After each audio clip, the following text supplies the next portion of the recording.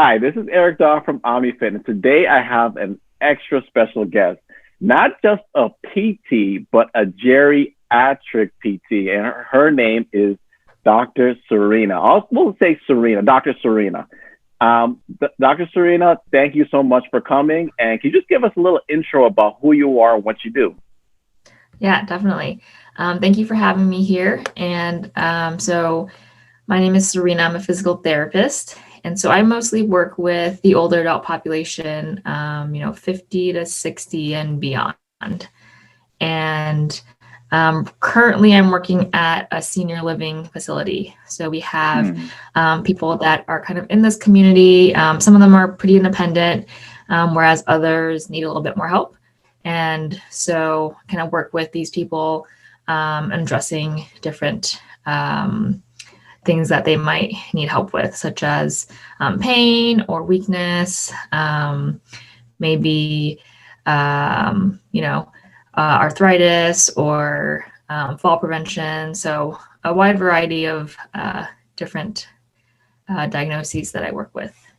Oh, well, that's awesome. Because, I always, I get this question, and I'm sure you get this question. I know you're a PT where you could work with anybody. However, my question is, I get this question, and I'm sure you get it. How did you end up specifically specializing in working with geriatric PT?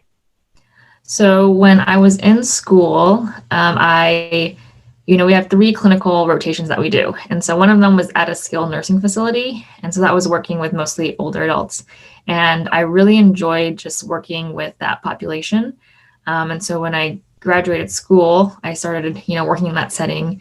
And I was kind of finding that a lot of my colleagues were like underdosing exercise with, this population. And so there's kind of like this light bulb moment, oh, there's this problem. And, I need to do something about it because, our older adult population deserves better care than just, standard, the PT standard is the seated exercises, Yep. Not a lot of functional movements and weight bearing, Yep.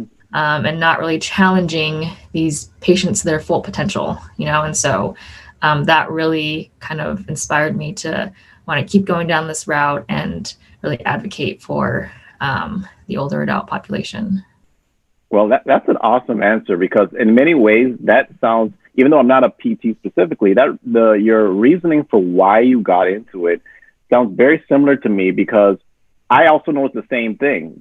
Particularly when I've worked in several long-term care homes and independent living, and I saw the same thing. I'd look at some of the exercise programs and I'd be like, "Whoa, these people are physically up here, but they're exercising down here." And I would say, this doesn't make any sense. That's the first thing I noticed.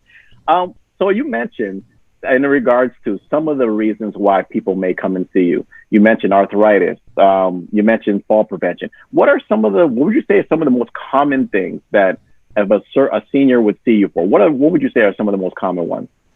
I would say the most common things are some sort of joint pain. So whether that's, neck, back, shoulder, knee, hip, that's definitely up there. And then just kind of general weakness, if someone's feeling like they aren't really able to do what they want to do, they don't quite have the endurance.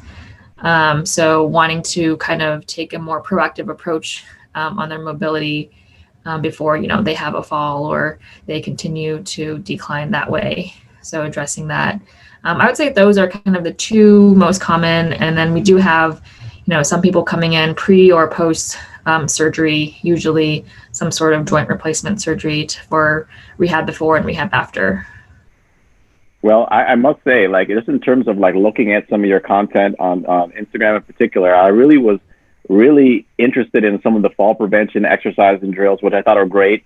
I mean, some of the I looked at one in particular about power in regards to how you do that, and even in terms of and I know about this, but not everyone knows about the ankle strategy, the hip strategy. I really liked a lot of the things that you were talking about. Are there any other if we make it as simple as possible for seniors that are watching or people that want to get healthy?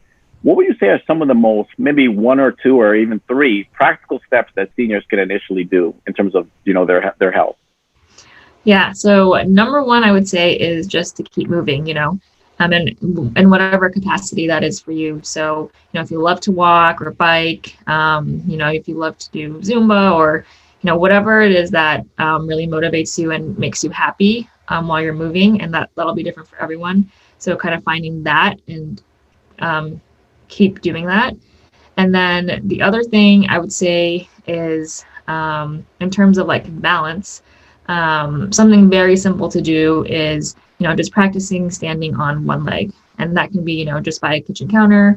And if, when that gets easy, you can start adding in some head turns and challenging yourself that way. And if that's too hard, you can kind of bring it back and practice just putting one foot in front of the other. So you still have 2 feet on the ground, but you're just narrowing that base of support. And so that's just a very simple way to kind of practice your balance. And then to take it, another step further, I would say is to start incorporating some sort of weight training into your routine. And if you don't know where to start, finding someone that can help you. So like a personal trainer, like yourself, or, a physiotherapist, finding a gym for group classes, but just making sure that you're finding the right person or, environment for you. And it's okay to, kind of try different places or different trainers to really find a good fit for you.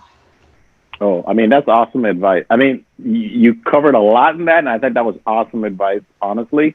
And if anyone does not know Dr. Serena or Serena's Instagram page, you go by the name of Resilient Aging, if I'm correct. Yeah, that's correct. Yes, beautiful. Can you? Is there any other ways other than Instagram that people can follow you or get in contact with you, Serena? Yeah, if they want to send me an email, they can do that. It's serena@resilientagingpt.com. Oh, perfect. Thank you so much. I appreciate your time. Much appreciated. And thank you so much, Serena. Thank you. Yeah, great to be here.